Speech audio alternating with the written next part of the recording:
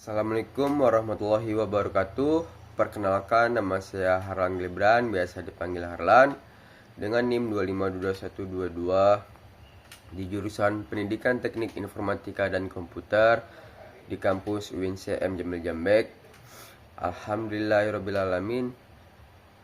Alhamdulillahirrabbilalamin. Wabihi nasta'in ala umuri diniddin. Wassalatu wassalamu ala asrafil anbiya'i wal mursalin ala Sayyidina wa habibina wa syafi'ina wa maulana Muhammad. Allahumma sholli wa sallim wa barik ali. Selamat pagi, siang, Bapak atau Ibu, serta rekan-rekan sekalian yang saya hormati, yang merupakan suatu kehormatan bagi saya untuk dapat berbagi wawasan dengan kita semua yang ada di sini pada kesempatan yang berharga ini. Dalam dunia yang semakin terhubung, pemahaman mengenai bagaimana kita berkomunikasi tanpa kabel telah menjadi kunci. Hari ini kita akan melakukan eksplorasi mendalam terhadap 4 pilar itu, yang dimana 4 pilar ini adalah tugas UAS jaringan nirkabel saya dengan dosen pengampu Bapak Rian Amanda, yang dimulai dari antena, internet satelit, jaringan seluler, dan jaringan ad hoc. Keempat konsep ini meskipun berbeda dalam fungsi dan aplikasinya, saling terkait erat dalam bentuk lanskap komunikasi yang modern. Kita tidak hanya mengulas definisi dan komponen dasarnya, tetapi juga akan menyelami prinsip kerja masing-masing, memahami tujuan dan manfaatnya yang luas, serta mengkaji berbagai jenisnya.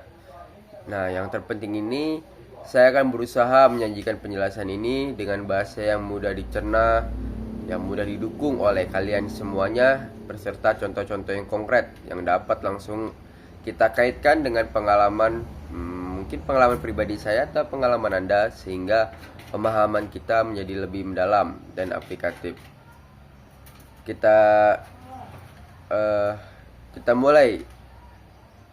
Saya mulai memberikan konsep kepada kalian semuanya. Yang pertama itu adanya antena. Nah, antena ini gerbang komunikasi nirkabel. Nah, atau bisa disebut sinyal elektrik yang menjadikan gelombang radio dan sebaliknya. Nah, antena ini jantung komunikasi nirkabelnya. Nah, pada dasarnya antena adalah sebuah perangkat transducer yang luar biasa cerdasnya. Bayangkan kita sebagai seorang penerjemah ulang yang memiliki 2 kemampuan kunci. Yang pertama nih, ketika menerima sinyal listrik dari sebuah pemancar, ia dengan cepat mengubah energi listrik tersebut menjadi gelombang elektromagnetik, yang kemudian kita pancarkan ke ruang bebas. Dan kedua, saat gelombang elektromagnetik dari sumber lain menghantamnya, ia akan menangkap energi tersebut dan mengubahnya kembali menjadi sinyal listrik yang dapat diolah oleh perangkat. Nah, fungsinya ini krusial, menjadikan antena sebagai gerbang tak terlihat yang memungkinkan data, suara, dan gambar melintasi jarak tanpa membutuhkan kabel fisik. Nah, parameter antena ini kunci untuk memahami performanya. Salah satunya adalah adanya pola radiasi yang menggambarkan bagaimana energi sinyal dipancarkan atau diterima. Apakah ia menyebar ke segala arah secara merata seperti cahaya dari lampu pijar yang tergantung di tengah ruangan. Nah, contohnya antena wifi rumahan atau antena di mobil. Nah, atau di HP zaman dulu tuh, ketika kita ingin menonton ala-ala TV. Nah, kita tarik gitu antena sampai ke bawah kan. Nah, itu adalah salah satu contohnya. Atau apakah ia memfokuskan energi sinyal ke arah tertentu seperti sorotan senter yang kuat. Contoh ini adalah antena yang direksional, seperti antena parabola besar untuk TV satelit atau TV yang udah sering Anda lihat di atap rumah untuk TV analog kita. Nah, kemudian ada gain yang bukan berarti antena, melainkan seberapa efisien antena dapat mengumpulkan atau memfokuskan energi sinyal ke arah tertentu, memberikan efek seperti pembesaran pada sinyal. Nah, semakin tinggi gain, semakin jauh juga atau semakin kuat juga sinyal dapat dikirim atau diterima dari arah tertentu. Jenis-jenis antena sangat beragam sekali. Dia ini dirancang khusus untuk berbagai frekuensi dan aplikasi. Ada antena dipol dan monopol dalam banyak aplikasi radio. Nah, antena ini digunakan dalam banyak aplikasi radio yang telah saya sebutkan tadi. Antena yang Yagi Uda yang sering dijuluki tulang ikan. Nah, antena Yagi Uda yang dijuluki itu tulang ikan masih banyak digunakan untuk penerimaan siaran televisi jarak jauh, untuk komunikasi jarak sangat jauh sekali seperti satelit, antena parabola. Nah, dengan bentuk mangkuknya, kan biasanya tuh di luar-luar tuh mangkuk tuh, yang parabola kita tuh mangkuk, yang itu seperti ciri khas atau ikoniknya lah, menjadi pilihan utama karena kemampuannya memfokuskan sinyal dengan sangat presisi. Bahkan di dalam smartphone modem kita aja terdapat antena patch atau chip antena yang sangat kecil namun kompleks. Nah, yang memungkinkan kita terhubung ke jaringan seluler, wifi, dan bluetooth secara simultan. Nah, tujuannya apa sih itu antena?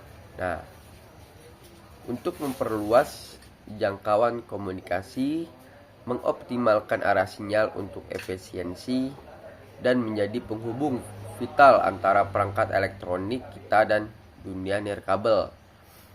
Nah, tanpa desain antena yang tepat, bahkan perangkat komunikasi tercanggih akan antena ini bisa lumpuhkan. Antena ini adalah infrastruktur yang tak terlihat namun esensial, yang memungkinkan kita untuk tetap terhubung dalam dunia yang serba nirkabel ini.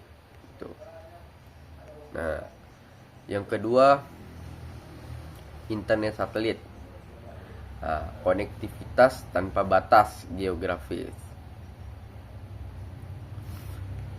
Nah, internet satelit ini adalah sebuah metode inovatif yang memungkinkan kita mengakses internet dengan memanfaatkan satelit komunikasi yang mengorbitkan di luar angkasa sebagai perantara utamanya.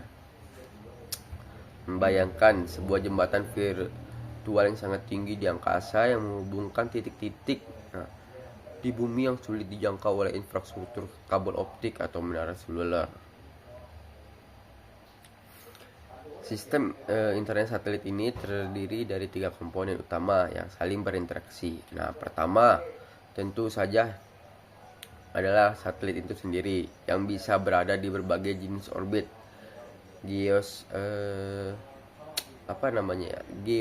Geostationary Earth Orbit yang terletak sekitar ribuan kilometer di atas khatulistiwa.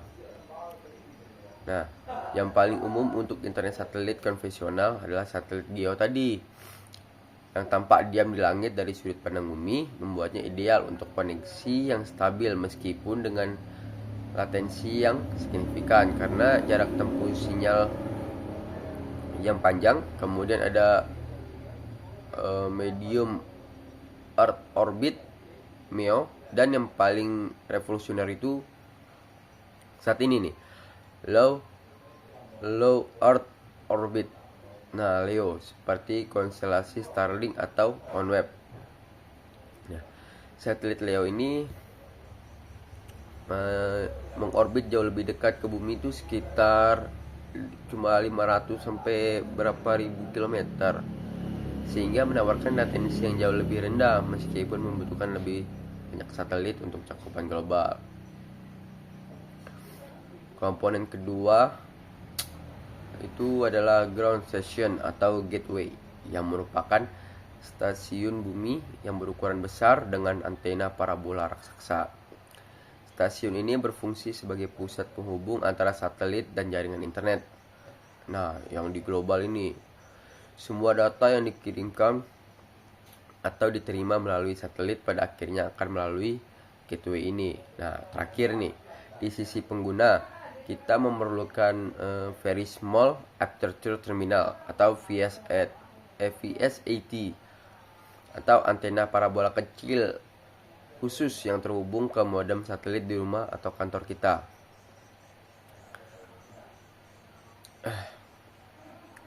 Nah, prinsip kerjanya cukup menarik ketika ada mengirimkan data. Misalnya ini kita membuka situs web lah. Sinyal dari VSAT ini kita akan dikirimkan uplink ke satelit. Nah, satelit ini kemudian menerima sinyal tersebut, memperkuatnya dan meneruskan downlink ke stasiun bumi yang sesuai. Dari gateway inilah sinyal kita masuk ke jaringan internet global. Proses yang sama terjadi secara terbalik saat Anda menerima saat Anda tuh menerima data.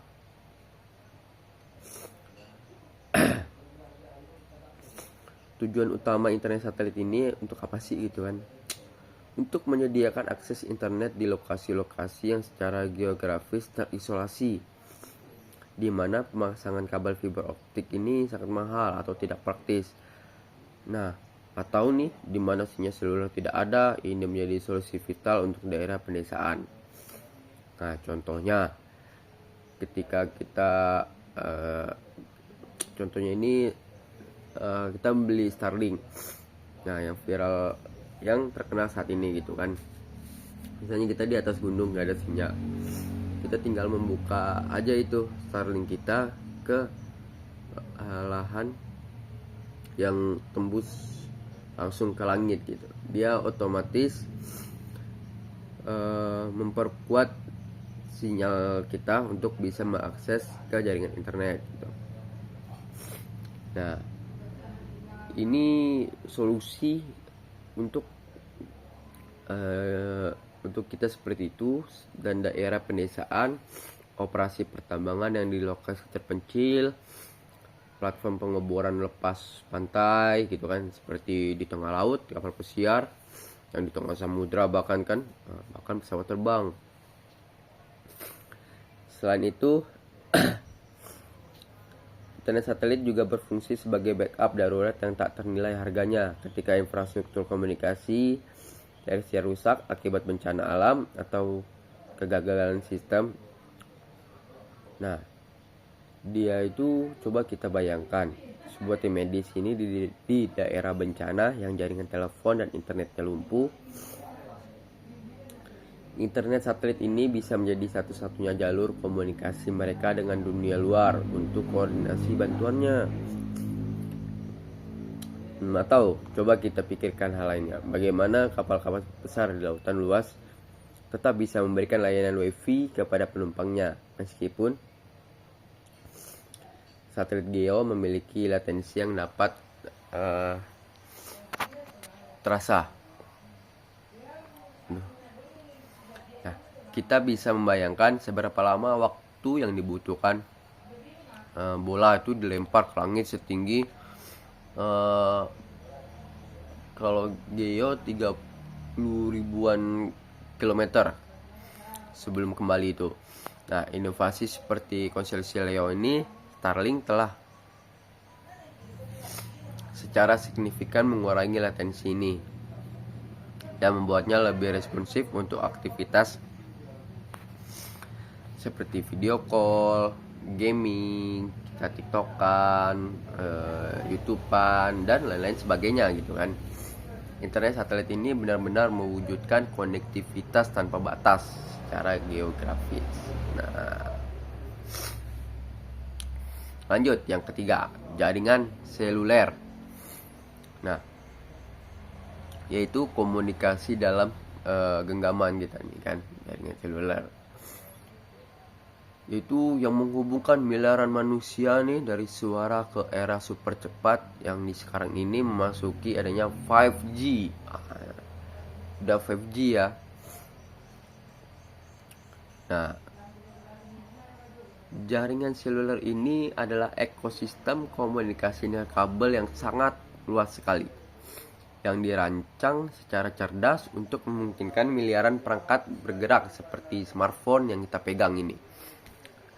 Nah, untuk berkomunikasi secara mulus dalam era geografis yang sangat besar, konsep fundamental dari jaringan ini adalah pembagian area layanan menjadi unit-unit geografis yang lebih kecil yang kita kenal sebagai sel. Nah, setiap sel ini dilayani oleh sebuah base transceiver station atau BTS, base transceiver station, yang lebih modern kita sebut Node B, Node B atau G-Node B, yang sering kita lihat sebagai menara-menara tinggi dengan banyak antena di sekitarnya. Nah, pembagian menjadi sel-sel ini sangat efisien karena memungkinkan operator untuk menggunakan kembali frekuensi yang sama di sel-sel yang berbeda secara bersamaan. Nah, sehingga meningkatkan kapasitas jaringan kita secara drastis. Komponen utama dari jaringan seluler menjadi yang BTS yang tadi, base transceiver station, yang berfungsi sebagai pemancar dan penerimaan sinyal radio dan ke perangkat seluler. Kemudian adanya base station controller atau BSC, ya, base station controller atau radio network controller atau RNC, yang mengelola dan mengontrol berbagai base station tadi. Dan inti jaringan seperti Mobile Switching Center (MSC)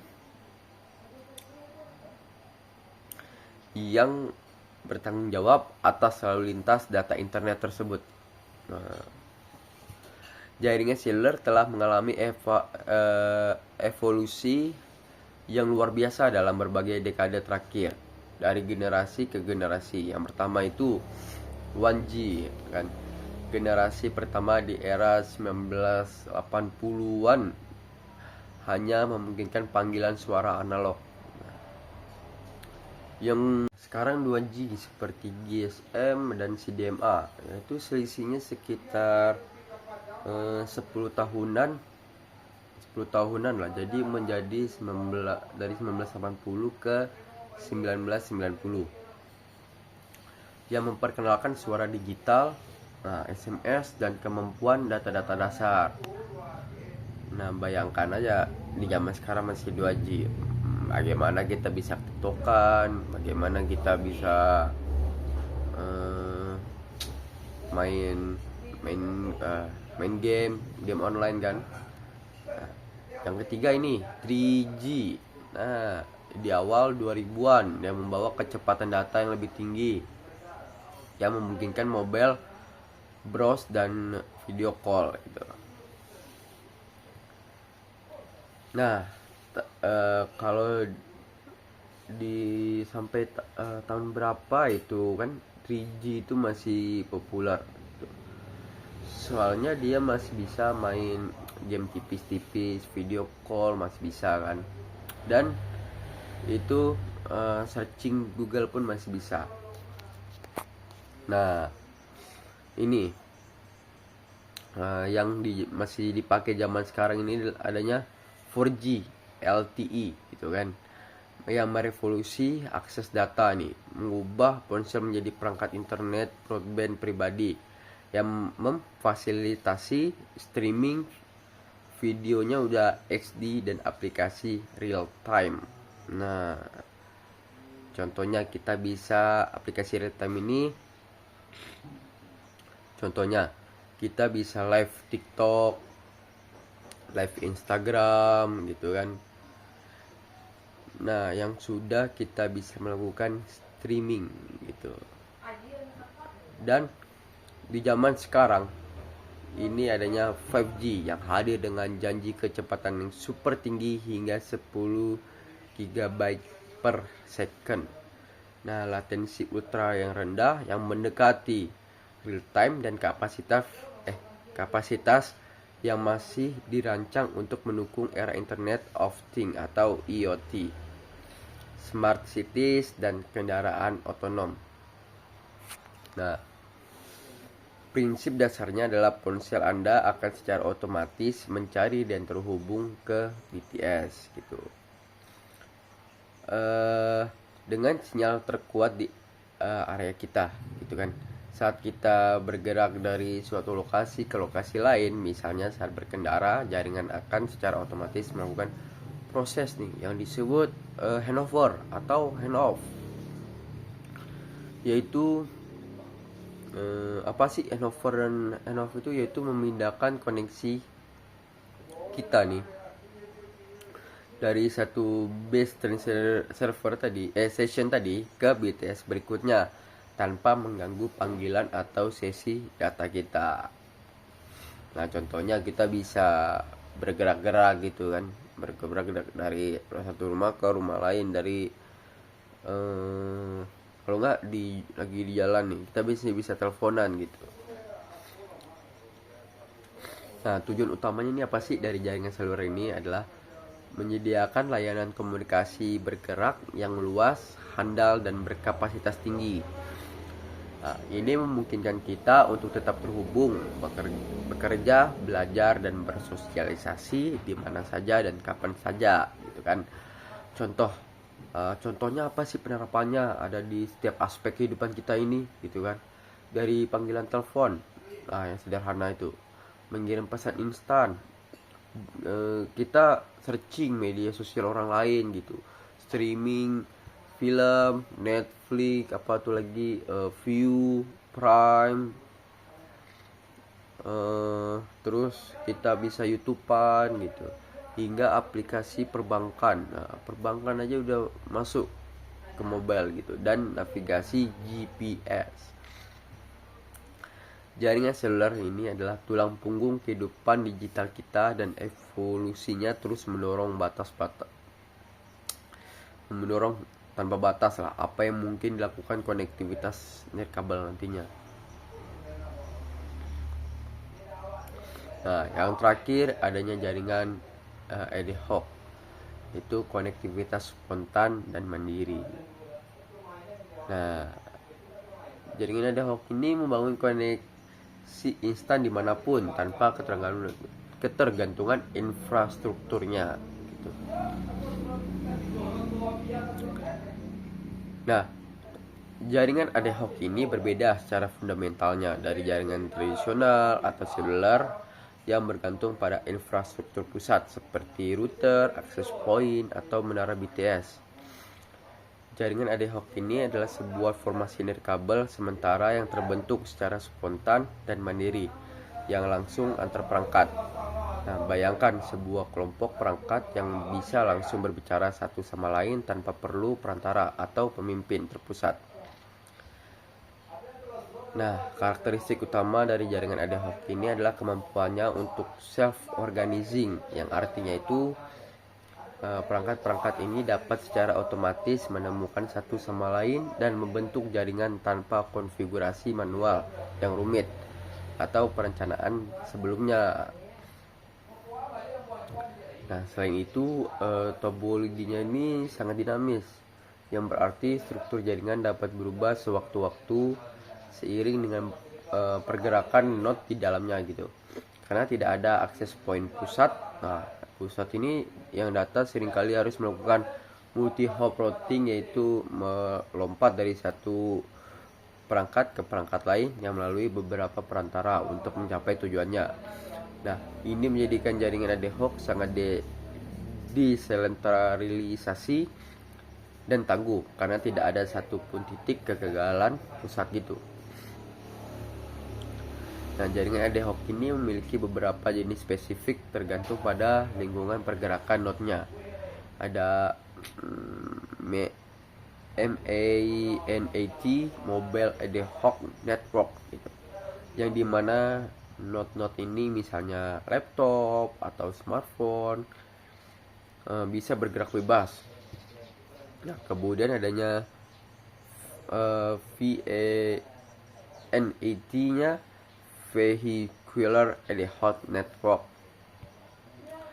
di mana node-node ini adalah kendaraan yang saling berkomunikasi untuk keselamatan jalan atau informasi lalu lintas.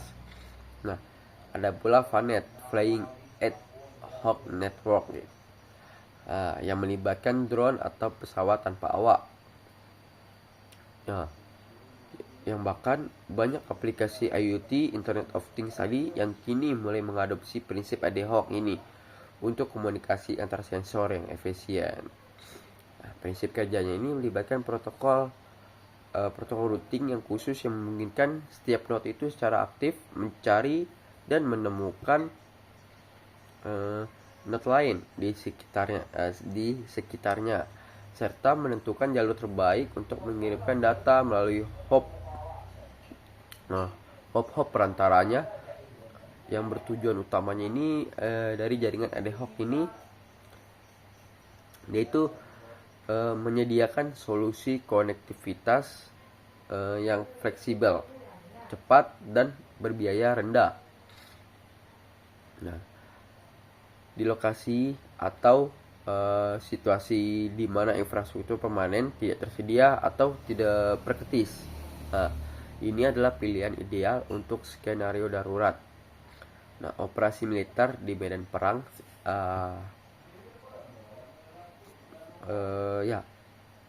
contohnya operasi militer di medan perang, acara sementara atau bahkan untuk sekadar berbagi file aja antar beberapa perangkat tanpa koneksi internet. Contohnya sangat beragam gitu, banyak penerapannya sangat beragam. Bayangkan sebuah tim penyelamat yang harus beroperasi di area yang baru saja dilanda bencana alam, yang dimana seluruh menara komunikasi telah runtuh. Dengan perangkat yang mendukung ad hoc ini, mereka dapat membentuk jaringan komunikasi peer-to-peer untuk berbagi informasi penting, peta atau koordinasi bantuan secara real time tanpa perlu sinyal seluler. Atau secara sederhana nih, ketika kita ingin bermain game online multiplayer dengan teman-teman di sekitar, kita tidak perlu nyalakan router wifi, fitur wifi direct atau bluetooth tethering pada smartphone kita. Nah, contoh nyatanya dari jaringan ad hoc ini menciptakan koneksi instan antar perangkat. Nah, jaringan ad hoc ini benar-benar mencerminkan kemampuan adaptasi teknologi nirkabel untuk memenuhi kebutuhan konektivitas di mana dan kapanpun, bahkan dalam kondisi paling menantang sekalipun. Nah, kesimpulan yang dapat saya sampaikan ini bisa membangun masa depan konektivitas dan inovasi nirkabel. Nah, Bapak Ibu sekalian dan anak-anak yang telah menonton video ini, kita sudah mengupas tuntas 4 pilar utama tadi dalam dunia komunikasi nirkabel dan jaringan. Kita telah melihat bagaimana antena menjadi gerbang fundamental yang mengubah sinyal menjadi gelombang yang memungkinkan transmisi data di udara. Kemudian kita menjelajah internet satelit sebagai solusi konektivitas global yang tak terbatas oleh geografis tersebut. Nah, yang mampu menjangkau bahkan lokasi yang paling terpencil di dunia pun. Kita mendalami jaringan seluler yang telah merevolusi cara kita berkomunikasi dan mengakses informasi dalam genggaman. Dari panggilan sederhana tadi ini yang cuma 1G hingga kecepatannya sudah masuk ke super 5G. Dan terakhir, kita memahami jaringan ad hoc, sebuah konsep yang menunjukkan fleksibilitas dan ketahanan luar biasa dalam menciptakan koneksi instan dimanapun tanpa ketergantungan pada infrastruktur terpusat. Nah, mungkin itu saja yang dapat saya sampaikan. Saya selaku mahasiswa UIN CM Jambil Jambek, mohon maaf apabila ada kata-kata salah saya yang salah atau cepat dan tidak paham dengan kalian. Saya mohon maaf sebesar-besarnya. Allahumma fiqh ilahil bithorik. Assalamualaikum warahmatullahi wabarakatuh.